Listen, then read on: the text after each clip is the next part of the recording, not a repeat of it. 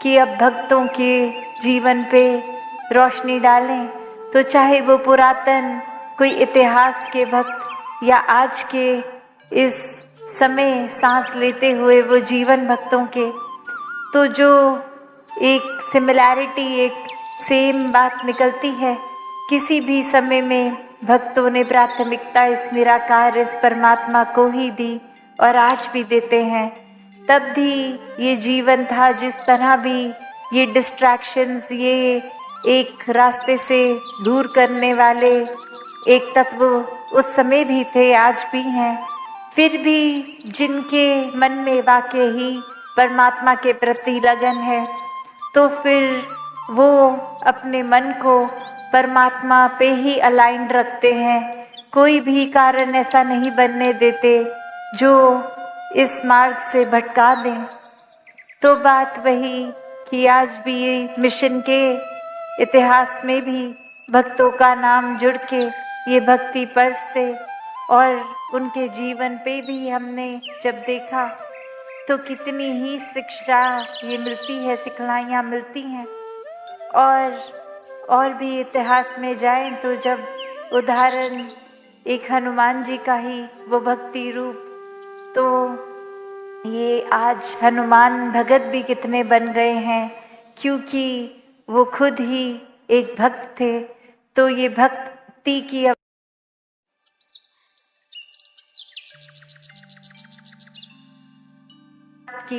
तो आगे वही बात कि जो एकदम बिना किसी इच्छाओं के रहा, सिर्फ समर्पित, सिर्फ मांग भी किसकी, प्रभु राम की। और वैसे ही कि जीवन में हर पल, हर पहलू में प्राथमिकता बनाकर रखा, तो आज उनके आगे भी कितने नमन करते हैं। और वही अगर हम अपने जीवन में कि परमात्मा जो हनुमान जी के हिस्से आया वही हमारे हिस्से है, तो हमारी अवस्था कहाँ है, हमारा जीवन किस तरह है। एक हम अगर सत्संग आके भी या अपने घर परिवार, दोस्तों या जानकारों के आगे एक भाव ऐसा ही रखते हैं कि हमें एक कुछ बनना है या फिर कुछ प्रूव करना है कि हम देखो कितने समय से सत्संग आते हैं, हमसे ज़्यादा तो कोई सेवा करता ही नहीं। हम हर पल एक सत्संग की तरफ अपनी लगन लगाते हैं, मन से एक सुमिरन निकलता ही रहता है। तो ये अगर तो वाकई ही मन का भाव है तो ये कभी साथ ही साथ मन में इच्छा नहीं आएगी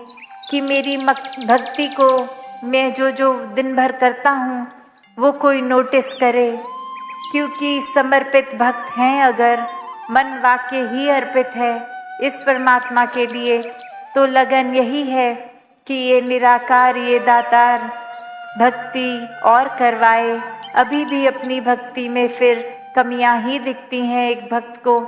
कि और ज़्यादा ये रंग पक्का होता जाए और ज़्यादा ये लगन लगती जाए। तो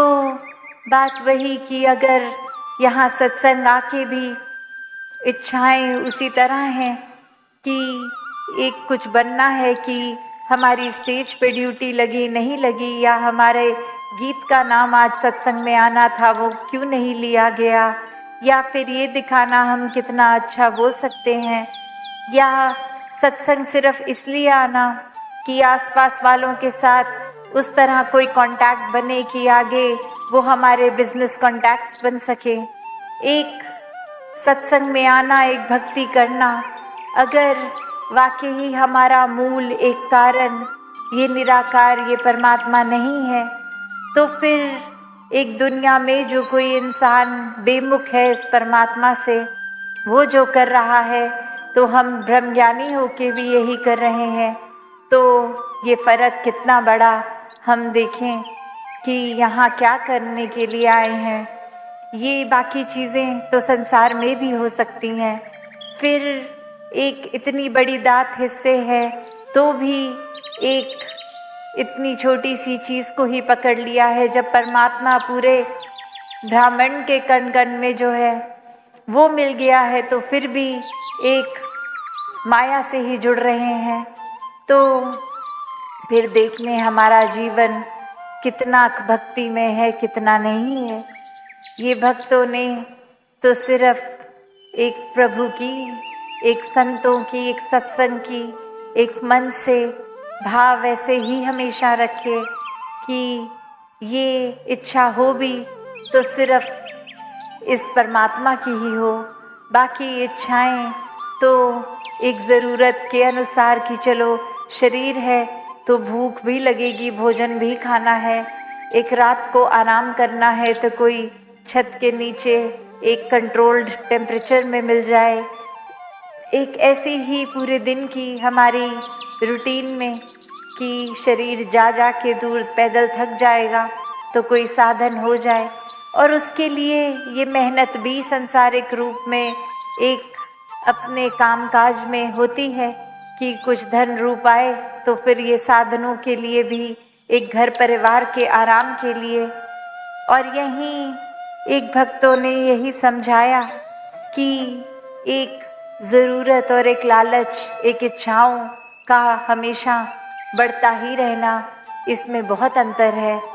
कि सिर्फ जो मेहनत से कमाई चीज़ एक उस रूप में ही सदुपयोग हो रहा है, एक धन को भी सेवा में लगाया जा रहा है, तो वो फिर वाकई ही मुबारक है। पर अगर पूर्ति सिर्फ और सिर्फ ये है कि परमात्मा के एहसास में तो एक मिनट भी नहीं, पर सिर्फ ये संसारिक रूप, घर परिवार, रिश्तेदारी, कामकाज, धन दौलत, इसी में ही लगे रहे, तो ये फिर एक स्टेप से दूसरे स्टेप, एक अभी जो लाइफस्टाइल है जिस तरह जी रहे हैं उससे ज़्यादा बेहतर करने का फोकस बनता भी है, जो कि कोई बुराई नहीं है ऐसा फोकस बनने में, एक अपने मेहनत को और करके कुछ और धन कमाने में। पर वो नियत की बात है, वो एक अपने अंदर से इस परमात्मा से लगकर हुई है, या ये किसी लालच से उत्पन्न है, या फिर अक्सर वो लालच भी नहीं होती, बस ये होता है कि हमारे कुछ जानकार हैं, उनके पास तो ये भी है, ये भी है, ये भी है, और हमारे पास तो उनमें से ऐसी कोई भी चीज़ नहीं। तो अब लक्ष्य बना लिया सिर्फ उनको नीचा दिखाने का कि अब उनके पास जो जो वस्तुएं हैं उनसे ज़्यादा बेहतर ब्रांड की चीज़ें लेकर आएंगे, उनसे ज़्यादा महंगी लाएंगे, सिर्फ इसलिए कि वो देखें कि हमारे पास उनसे बेहतर है। तो अक्सर ये फ़र्क कि एक ज़रूरत के अनुसार, एक सही इंटेंशन, एक नियत, ये चेतनता लेते हुए, इस प्रभु को शामिल करते हुए कोई चीज़ करी गई, वर्सेस के एक लालच में एक युक्त हो गए और अब अपनी एक हर ख्वाहिश, एक हर चीज़ का बुनियाद ही ये बना दिया कि किसी को कुछ साबित करना है, या वो सिर्फ और सिर्फ कि सिकंदर की तरह पूरे संसार पे फतेह कर लेनी है, तो उसका तो कोई अंत है नहीं। हम एक इतना ज़्यादा लालच में युक्त हो जाएंगे तो फिर आनंद की अवस्था तो दूर दूर तक हिस्से में नहीं आएगी। और भक्तों ने यही समझाया हर समय कि एक ज़रूर अपने कर्तव्यों में जो भी काम हमारे हिस्से है, जब छोटी अवस्था है तो सिर्फ अगर वो पढ़ाई की ही है तो उसको भी लगन से करो, जब कामकाज परिवार का पालन पोषण कर रहे हैं उसको भी लगन से करो। कोई भक्तों ने काम से मन चुराने की बात नहीं करी है, भक्तों ने तो यही कहा है कि हथकार वल दिल यार वल, कि सब काम करें पर एक एहसास इस निराकार का बना के वो सब काम करा जाए। तो बात यही कि भक्ति के तो अनेकों फिर रूप भी हुए हैं। जब इस परमात्मा से प्यार हो गया है तो फिर कोई गा के, कोई चुप रहकर, कोई एक सेवा का रूप, या कोई भी एक मन की अवस्था, उससे अक्सर एक हमारी एक किसी का जीवन से देख रहे हैं तो वो भी भाव आ जाते हैं कि ये महापुरुष तो पहले सत्संग से नहीं जुड़े थे तो उनके कारोबार में इतनी बरकत नहीं थी। अब वो सत्संग भी आते हैं और उनका कारोबार भी बढ़ गया। अगर हम ऐसा कुछ देखते हैं तो फिर लगती है कि ये एक मन की अवस्था, एक भक्ति की अवस्था का इजाफा होता है, ये बढ़ता है, ये गहरा होता है। तो किस चीज़ से हमें जुड़ना है, किससे नहीं, और किस नियत से जो करना है वो ही वाकई भक्ति है। किसी का कुछ किया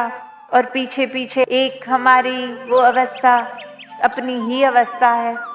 तो कैसे एक सिर्फ और सिर्फ ये भक्ति की बात आज जो बार बार हो भी रही है कि चाहे इस परमात्मा से जुड़ने का किस तरह का भी कनेक्शन हमने बनाया, वो एक मजबूत करने के लिए वो ब्रह्म ज्ञान पहले हो जीवन में, उसके बाद फिर ये सेवा सुमिरन सत्संग करते हुए जब ये पल ऐसे नहीं भी हैं कि सत्संग हो रही है, कहीं कारोबार घर में इत्यादि कहीं भी हैं, सड़क पे हैं कहीं भी, तो भी ये भक्ति कायम रहे। और वो कायम तभी होगा जब ये रोम रोम में, ये कण कण हमारे अंदर बाहर परमात्मा है, तो ये एहसास से रहें। जैसा कहा भी अक्सर जाता है कि ये हमेशा भक्ति को जब भी बोला जाता है वो भय के लिए कहते हैं, पर अगर हम सोचें तो ये परमात्मा से जब प्यार कायम हो गया तो भय की तो कोई गुंजाइश ही नहीं है। ये डर के भक्ति नहीं करनी कि कुछ ऐसा नाम ना लिया आज परमात्मा का, आज किसी कारणवश चरणामृत पीना रह गया तो फिर कुछ बुरा हो जाएगा। नहीं, ये बंधन काटने की चीज़ है भक्ति, ये ब्रह्म ज्ञान बंधनों में डालने की नहीं। तो बात वही कि जहाँ जो भय का जिक्र है वो ये कि जब हम इस परमात्मा से प्यार कर ही चुके हैं तो एक सेल्फ रिस्पॉन्सिबिलिटी लगती है, वो एक रियलाइजेशन लगती है कि अब हम इतने प्यार में हैं, ये एक रिश्ता बन गया है प्यार का, तो अब वो खुद के अंदर हमें उस भय में रहना है कि परमात्मा से नहीं भय करना, पर उस रास्ते रहना है कि कुछ ऐसा हम ना करें जो अब इस रिश्ते पे दाग लगे। तो बात वही जो संतों ने हमेशा से समझाया कि एक इतना ज़्यादा प्यार का रिश्ता इस परमात्मा से बना लें तो फिर कुछ सोचना, कुछ भी एक हिसाब किताब की ज़रूरत पड़ती ही नहीं है। फिर तो एक जैसे ये परमात्मा भी भाव का ही भूखा और भक्त इसके प्यार में, इस भक्ति से युक्त रहें तो बात फिर बनती है। एक चतुर चालाकियों का भक्ति में कोई काम नहीं। अक्सर हम सोचते हैं कि हम चतुर चालाक नहीं, फिर भी अगर छोटी छोटी चीज़ों को ही देख लें कि अगर कतार लंबी है नमस्कारी की, लंगर की, तो कोई ना कोई तरीका ढूंढते हैं हम लाइन को कैसे कट थ्रू करें, हम आगे कैसे पहुँचें। हम एक इसमें भी चतुर चालाकियाँ डालते हैं और नाम भक्ति का देते हैं कि लाइन में जाना है। एक अगर जेन्युइन कारण है, कोई बुजुर्ग है नहीं चल पा रहे, कोई और ऐसी शारीरिक मसला है, तो समझ आता है कि फिर उनको इतनी पीड़ा क्यों दे, इतनी लाइन में दूर से क्यों चलें, उनको ज़रूर अवश्य एक लाइन छोटी करा के नज़दीक, ताकि कम चलना पड़े। वो तो एक विवेक है, ये चेतनता है। पर ये जो हमारा मन अंदर से चतुर चालाकियाँ करता है, कोशिश करता है कि आए तो हम लेट, पर सबसे पहले नमस्कार करके आगे ही बैठ जाएं किसी तरह,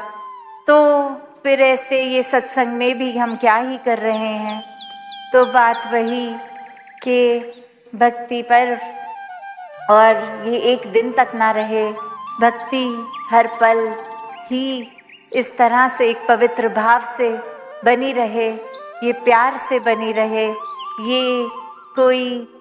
चीज़ ऐसे छल कपट से नहीं, कोई और रिश्ता नहीं। भक्ति सिर्फ प्रेम है,